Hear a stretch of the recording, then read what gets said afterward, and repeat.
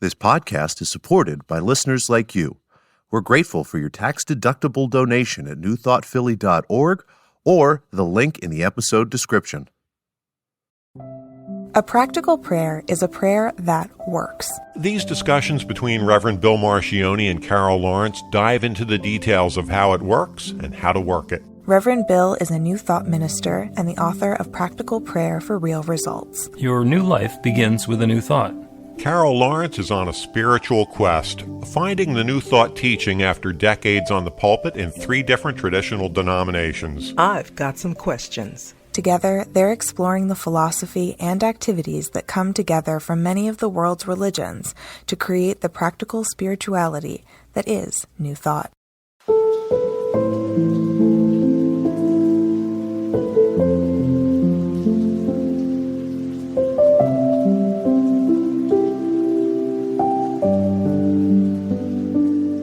Welcome to the Practical Prayer Podcast. I'm Carol Lawrence here with Reverend Dr. Bill Marcioni.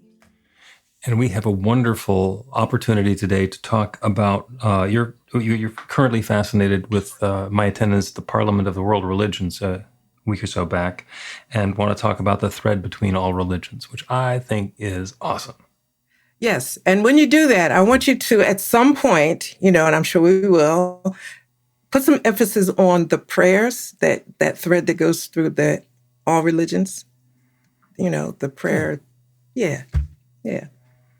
And, when I was having conversations with people of, different denominations, the Muslim and the Baha'i and the Latter-day Saints and the Sikhs and the pagans, they would very politely ask what my spiritual tradition is. And when I said New Thought, as often as not, they had to say, well, what's that? So I got to explain New Thought, and I spent the week in Chicago fine-tuning my elevator pitch on what is New Thought. And I describe it as the greatest hits of all the world's religions. If you take the best of all the religions and combine it together, then you wind up with New Thought. And the idea is to love like Jesus and meditate like Buddha and pray like Muhammad and believe like Abraham. And if that's the starting point, then, there's a lot of potential there. And not rule out anybody's, and then go in a little deeper and talk about the prayer practice that we use is the same one that's in all the religions. You find the most effective prayers in all the religions. And you get somebody like Ernest Holmes to go through and say, well, what do they all have in common? What's the formula for the ones that are really working well? And then the teaching is, do that. Use that formula because it's likely to make a really effective prayer. And you can be as effective as the Lord's Prayer or the Shema or the Fatiha or whatever. There's the possibility for the prayers to be as effective as any prayer can possibly be. And the interesting thing at the Parliament is that when you get into a conversation with somebody about, well, what's your tradition? What's your spiritual practice? What's your religion? There are 2 ways for the person who asks the question to be engaged. One is to be listening to the answer to try and have an understanding of the different framework and model and perspective that the person they're talking to is. And the other one is waiting until the first person stops talking so they can convince them that their way is better. And there were some of them there. Not a lot, because the people who go to the Parliament of the World Religions are actually interested in other religions besides just their own. But there are a fair number of them. And in one of the panels, Michael Beckwith was talking about believers, and he was talking about embodiment. And this is how we move together as part of that global ethic. And he said a believer who hasn't embodied their belief becomes a radical, trying to get others to accept their beliefs. So if I'm owning my own stuff, I can talk to other people about it for, well, let's see, we're at 118 episodes now, and I can keep going. And if somebody I don't need somebody else to agree with me. I'm very confident in what it is that I'm talking about, and I'm happy to invite other people in. That's a large part of my mission. But if somebody's got a spiritual practice that's working for them, God bless them. Go to it. Yeah, but that's a big thing, I'm sure we can talk about the ego and how that's all mixed in, and I always say that you got to put the ego under control or put a leash on it You're not going to get rid of it, but to at least put a leash on them long enough to be able to have some intelligent discourse about religion. And that's one of the things that I do kind of feel bad about not going or being able to go to those things, because I want to be in conversation with people that aren't angry with other people because they don't believe the same way. It just, it's happenstance. We're born, most of us are born into a certain faith tradition. We don't make a choice. Sometimes we make a choice later, but for the most part, people are born into it. Or you're born into a certain part of the world where that particular faith belief is. And I'm not to be flippant and say it's like just coincidental, but when you find out that there are other people that are in other faith traditions and got there by the same way you got into yours, like birth, like geography, that kind of thing, how do you get like nasty and angry and say mine is the best and mine is the only? That one just tripped me up quite a lot. Yeah. And so I found that I had less and less to talk about in the faith tradition that I was in, because it was just too many contradictions in terms of being ugly with other people because of their beliefs. And it just like so happened. And the funny part is, my mother was Baptist turned Pentecostal. My father was a diehard AME. So I was born into like a pot of stew, a wonderful pot of stew. Household. Yeah. So where does that leave me? Who do I argue for? And I don't go down that road, but it seems to be the same thing. So I'm really fascinated and delighted to hear stories about how people were able to talk to each other without, getting ready to beat each other up. And all that. And that's what Beckwith was saying is, if we're not comfortable in where we are, if we haven't embodied where we are, then we're going to want to like make other people believe the way that we believe, because making them agree with us makes us right. Mm-hmm. Mm-hmm. Which it'd be nice if everybody agreed with me. But suppose you're like all the way wrong. Well, then what? It just means like then we'll both like be all the way argument. Wrong. It's like a big argument that you're having with somebody, and they are they're loud talking you. And I always would kind of smile at that, because you're loud, right? And if you're wrong, then you're loud and wrong. So who wins the argument isn't based on who can, win the argument. There is no win here, I don't think. The only win is that we shake hands or embrace, or I understand you and you understand me, and we want to make sure we mark our calendars for our next meeting so we can fill in all the things that we didn't understand this time, but we're not mad. Mm-hmm. We're not mad. You reminded me of a story my brother tells. He and my nephew, when my nephew was a teenager, were having a disagreement about something. And my brother starts raising his voice, and he's yelling and he's screaming, and his son finally says, "Dad, I can hear you. I just don't agree with you." It's like, what do you say to that? Yeah. Oh, well. Go ahead. The willingness to hear each other is the part that's the most important.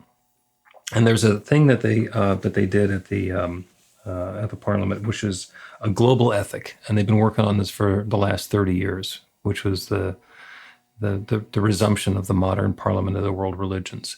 And they got it to the point where it's on a T-shirt, and it's respect for life, economic justice, truth and compassion, women's rights, and care for the earth.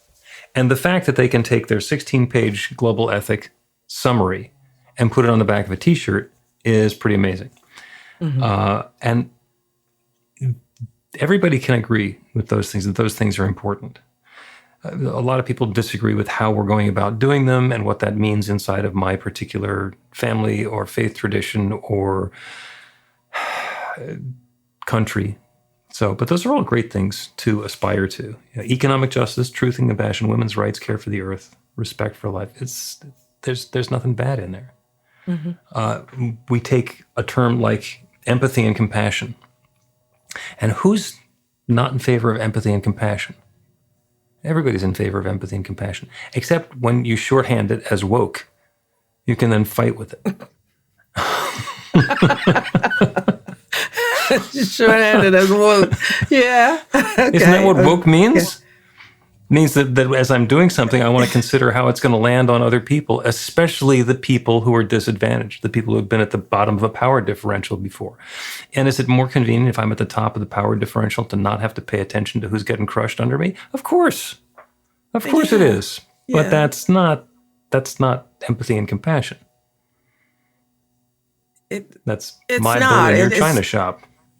Yeah. And it's like, what's in it for me?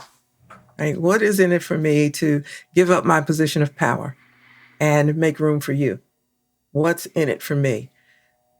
Nothing economic for the most part, but in terms of humanity and our relationship with everything is in it for you. But our values have to be readjusted or examined and readjusted because, I mean, we're just so far away from this center that you're talking about, those things that are on the T-shirt. Finding the way back is tough. You know, just, I'm not sure. It's possible. It's just going to take a minute. Mm-hmm. You know, because there's a lot of fear of loss. What am I going to lose if I do it this way? If I lose the argument, you know, well, you lose the argument. You don't lose anything else. Right. I had a friend who was a New Thought minister, and he, at the time, he had a day job, so he was working in sales for a chemical company. So he did a lot of driving around on behalf of the chemical company, and he was also teaching classes for a church in New York and another one in Princeton and another one in Baltimore. So he was driving around all the time, sharing this teaching, shining the light, and he was really good at it. And when he retired from the chemical job, they had a big send-off for him, and I was talking to him after that. I said, won't it be interesting if you find out that the impact that you had at this time was not nearly so much about the teaching that you did as the amount of gas you burned? What did he say? Because he understood. We're all doing our best. Mm-hmm. We're all doing what we're guided to do, and it's always balance. It's like, what am I gonna offer up here? What am I looking for? What do I want to contribute? What do I want to have happen? And to me, it's the same thing that happens at the Parliament of the World Religions when 7,000 people get together, and that was their number. I think it might have been less, but they said 7,000 people through there. If you get together with somebody who's of a different background or faith, and you try and argue with them to convince them that you're right or that you've got something going on, or even that you've got a good point, you know, they don't need to give theirs up, but to agree and support you. That brings a lot of tension and energy in. Whereas if we approach the same thing with curiosity, let me understand more about you and how you're going to get to those 5 things that are on the T-shirt and what you are doing in your day-to-day life and in your practice that gets you closer to the infinite and gets you more fully on the path that you are desiring to be on. Because sometimes they're on a great path and it's wonderful to hear their story. You know, a vegetarian lunch every day that I was there served by the Sikhs for free, which was an impressive operation because it was 2,000 or 3,000 meals a day that they were serving for free. But also the reminder that it's vegetarian, which has much less impact on the global ecosystem than a meat-based diet does. And they weren't pontificating about it. They were just serving vegetarian food. You know, there was a lot of people who were discussing that it takes 16 pounds of grain to make a pound of meat. And is it possible that when I'm eating, you know, hamburgers or steaks with my family, that means that there's 15 families that are going hungry? Not exactly. There's a distribution problem that's going on now, but that's something to think about. You grow a pound of beef, it takes 75 times as much land as a pound of tofu. Now, I'm not a huge fan of tofu, but it's an interesting point. You know, similar things with water and energy and methane and. Does that mean we all need to be vegetarians and never eat meat again? Don't think so. That's a heavy lift. But can we be sensitive and compassionate and understand, well, there might be a good vegetarian choice that won't even feel like I'm giving anything up. Let me listen. Let me be curious. Let me have some empathy for people who are going through something different and see if there's a call in there for me to change something. Yeah, but then you hit it right on the head at the end of your comments. You said, if there's a call for me to change something, if I listen to you and you make sense, I might have to change. Oh, perish the thought. But it's okay. I think I think you have to locate yourself in the universe. I'm about not even this much, in the universe. And the universe is everything. So my opinion, while it's important to me, is not and has no impact on evolution or how the planets rotate or anything. It's mine. It's important to me. And if I look at it like that, I don't feel so threatened, because you have yours, I have mine, and I can listen to you, and I got this thing about learning stuff, that. Mm-hmm. So I'll listen to you. And if yours sounds better than mine, I'll run it through my gear a couple times. I'm cool with changing. I really am. Mm-hmm. If it sounds better. If it doesn't, I'll just hold on to it and see if it makes sense down the road. Right. But it doesn't change. Wait until I'm out of the room and then make fun of me. I can't believe he believes this. Nah, don't do that. Don't do that. You can't. Because it's so much to know. Do you know? And then here's my thing about the ocean. I love the ocean. And I look at the ocean as infinite intelligence. Now, and of course, understanding that as far as my eye can see is nothing compared to the oceans that are on this planet. But that's the big for me. And there's so much in there to know. I only know a little bit, and you know a lot, and another person knows a lot. And so I get to know a little bit more. It's just not that big a deal to me to be right. I like to make sense. Mm-hmm. I do like things that make sense. And if it doesn't, I may hold it to the side a minute. But it doesn't have to be my way. Yeah. Well, even if you're just asking good questions to allow more light to come in so that people who have been on the path that you've been on can understand what's going on for somebody who's been on a different path in a different way. There's a gift there. There's magic there. And, here's a biggie for me. How's that working out for you? It's not working, but you won't change it? Okay. Right. Got it. Right. That's the definition of insanity. Let's take a break. And then when we resume, I want to talk about polishing your heart.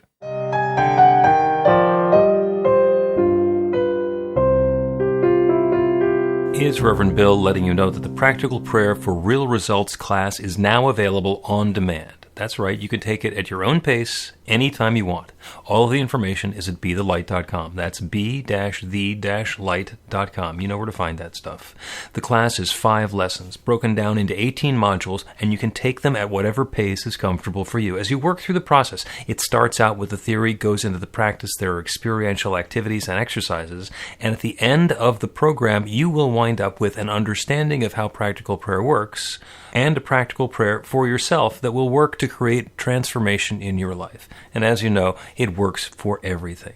Take a look at the class online at bethelight.com. There's a sample lesson so you can see how the class is going to work for you and then dive in. The great news is it's on sale now. You can register and save $20 off of the regular price. I'm looking forward to seeing you in class.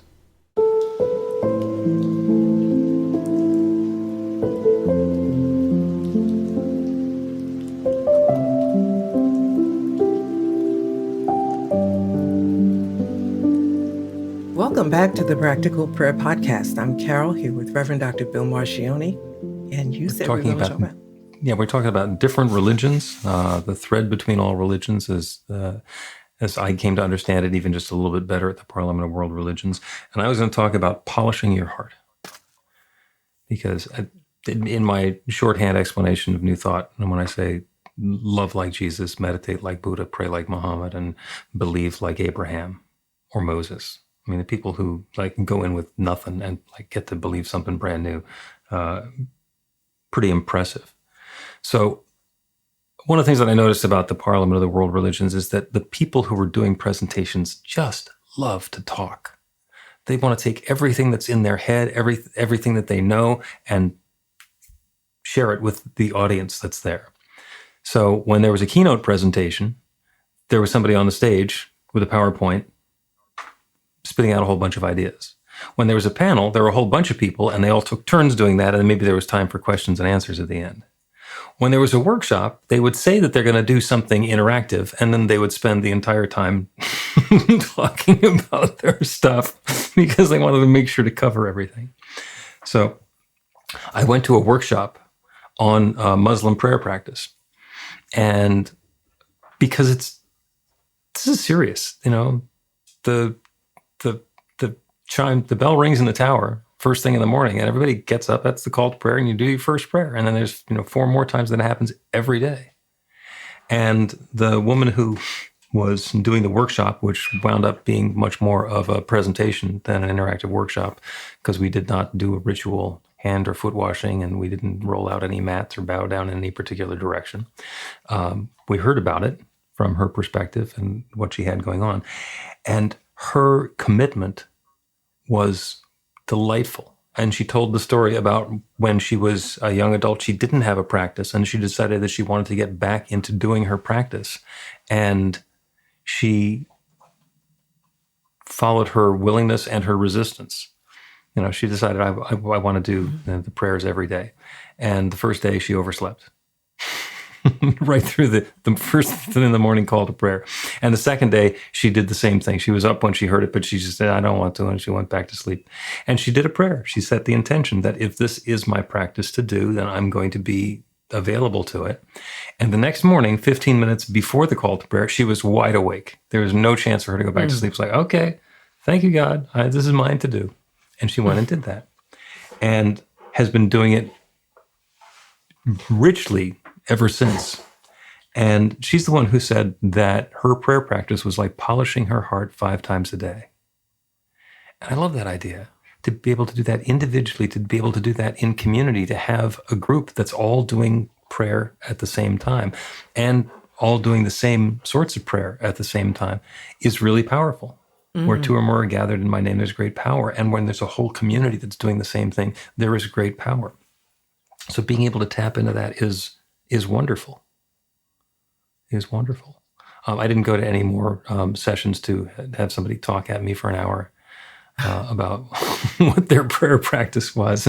I did have the opportunity while I was wandering around the Parliament, and I was in the exhibit booths for New Thought. There are 10 organizations that were all kind of together. And I got some conversation time with people who were just wandering up saying, well, what is New Thought? And I got to give them the elevator speech and talk about Ralph Waldo Emerson. And it was amazing how well informed and knowledgeable these people were. This young woman came up and she introduced and described herself as a pagan. And so we got into a conversation of what New Thought was about. And she thought, wow, that's a great idea. Where did this all start? So I started talking about Ralph Waldo Emerson, and she's an Emerson fan. So she knew exactly what I was talking about, and we had a context, and it was a great conversation with a pagan. And who, you don't necessarily expect that. Another technique where I was staying in a hotel that was attached to the convention center. So I got on the elevator in the hotel because I'm going to go down and then walk a half a mile to the exhibit halls.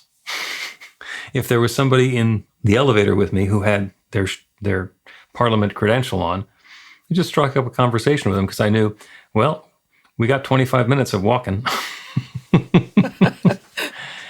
And it was wonderful. I had a great conversation with a Baha'i.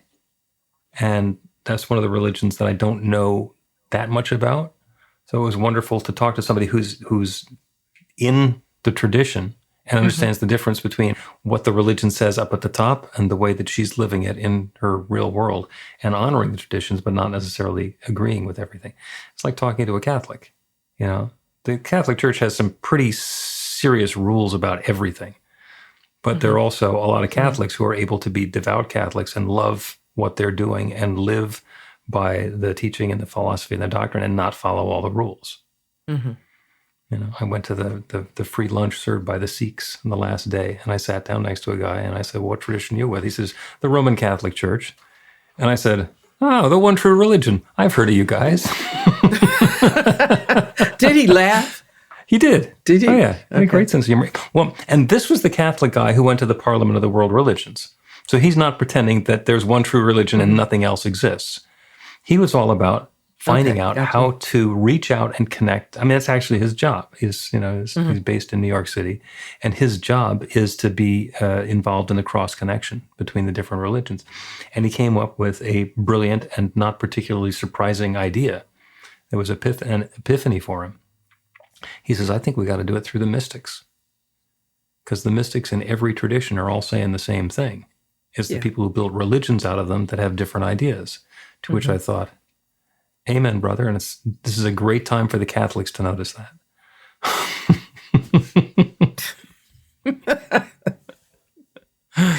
When you were talking about meeting people and how the conversations would flow, the one thing that you mentioned the person that was pagan, and you mentioned Emerson, and she could relate to that. Yeah. And I thought about how I tried to create an entry point for conversation. Let me clearly say I'm not an evangelist, but when it comes to speaking, I try to find a place where we can agree. And Emerson is one. Plato in philosophy is another. So those are people that are non-threatening places to meet. Crossroads, it feels to meet. And because when you say Plato, you think about philosophy, but you don't think about religion. Right. But it to me, there's a marriage. And so then the conversation begins. So I can imagine that happened a lot where you were that week. Mm-hmm. Yeah. Yeah, there's a lot of rich opportunity to have conversation. And I wasn't trying to convince anybody of anything. I was there to share and talk about New Thought to anybody who is interested.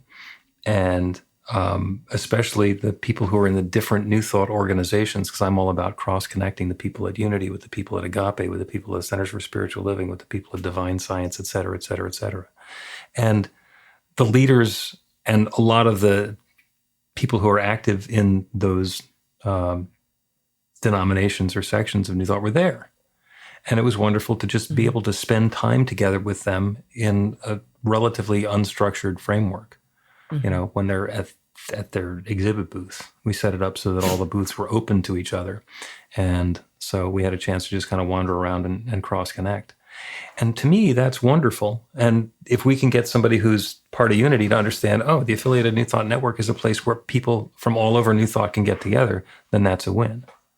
So, and that was an unusual one, because there are actually people who are real good candidates for the organization that I'm involved in to get involved in it.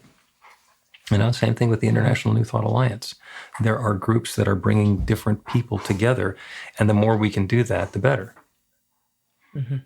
Across the aisle from us was the Swedenborgians. Wow. Yeah. And they're kind of New Thought. They're New Thought with an asterisk, because Ralph Waldo Emerson was a Swedenborgian. And they claim him as one of their success stories. So, all right, we're sharing a lineage here. Which we do in so many ways. We find that lineage connection in more places than people would imagine. Yep. And then you argue with that. Kind of.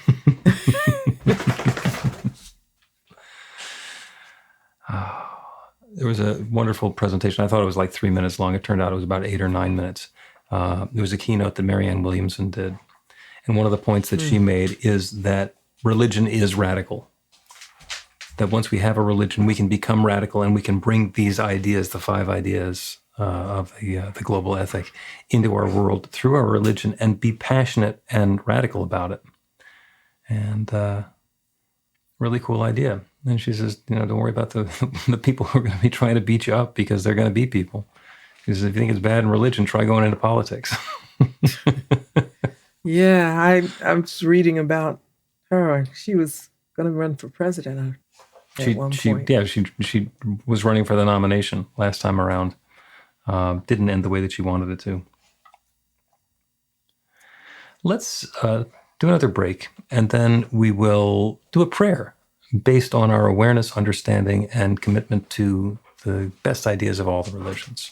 Learn to put practical prayer to work in your life. The steps are simple to learn and let you begin to get real results to create the life of your dreams immediately. Reverend Bill Marcioni's widely acclaimed book, Practical Prayer for Real Results, gives you a clear summary of the New Thought principles behind practical prayer and the series of easy-to-understand steps found in the most effective prayers from religions and spiritual practices all over the world and throughout history. Practical prayer is not a replacement for your religion or practice. It's a technique to make the work you do in consciousness even more effective. The book includes 40 prayers on various topics that you can adapt as needed and use as your own. Practical Prayer for Real Results is available in paperback, Kindle, and audiobook on Amazon or at b-the-light.com. That's b-the-light.com.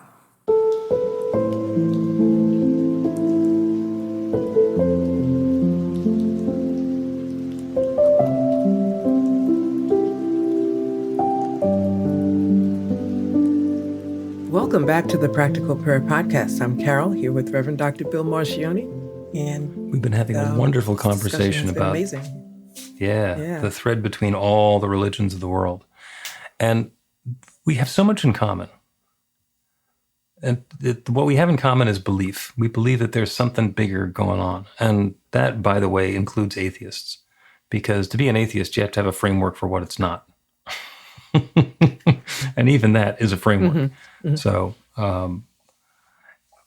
let's do a prayer on the best idea of all the religions. Let's let go of the idea that whatever path that we've been on, whatever practice we've been doing is the best one ever. It is completely possible that we're right, that this is the best thing we ever have had. And it's also possible that there's an and, that there is this that I've come to understand already, this practice that I've come to be doing on a daily or hourly basis, and there's something that can be added onto it from another tradition, from another perspective, from another idea. And maybe it's the concept of service, of someone who is all about serving other people. Maybe it's about bringing compassion into the world. Maybe it's about being a way shower for peace. Maybe it's about praying multiple times a day, 5 times a day to polish our heart. Whatever that next great, grand, wonderful idea is, let us open to that new possibility. And we do that by turning away from the details in the world around us and opening to that infinite creative intelligence, that one divine presence and power that creates everything. It's God, it's spirit, it's nature, it's Allah, it is the source, it is whatever it is that we want to call it. It is that one from which everything flows. And it shows up in so many, many different ways. It individualizes and particularizes itself as each and every one of us. Everyone within the sound of my voice is an expression of the divine taking his or her or its own particular form. And all of those pieces are fitting together in sweet perfection.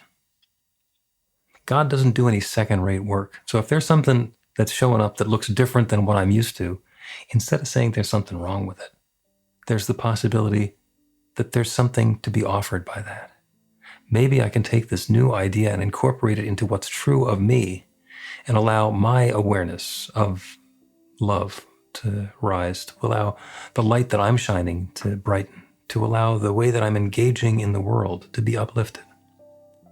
Whatever that new possibility is, I'm now calling on that guidance to take those next steps, to have the best ideas of any and all of the religions, of other practices, of people who look and seem separate or distinct from me or from each of us, to allow the good, the love, the light that they're bringing to be made visible and understandable and acceptable in a way that allows more good and more love to come into the world. So I claim now that it's not nearly so much about me as it is about us. There is a group, there is a community, there is an opportunity for this light, for this love, for this goodness to shine even more brightly through each of us individually and through all of us together. So that's what I'm calling on. I'm calling on this goodness to unfold in new and dramatic and wonderful and joyous ways. Pleasant and harmonious and uplifting, and as good as we could have expected, and even better. And I'm grateful for the wonderful ways that it's showing up. I'm grateful for the newness that is each of us. And I'm grateful to be able to speak this word and release it into that creative law that has created everything. And to know with absolute certainty that it is now creating this. This good, this enlightenment, this uplift is underway now. And so I let it be. So it is. Amen.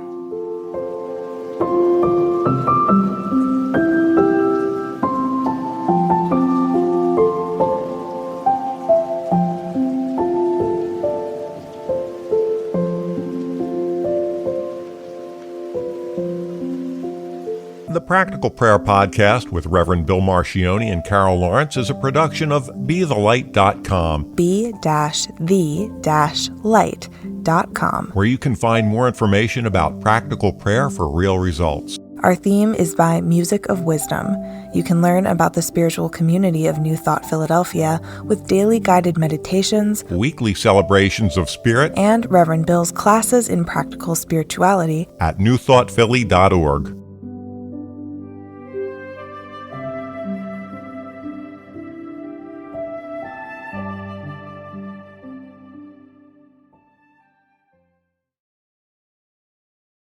This podcast is supported by listeners like you. We're grateful for your tax-deductible donation at newthoughtphilly.org or the link in the episode description.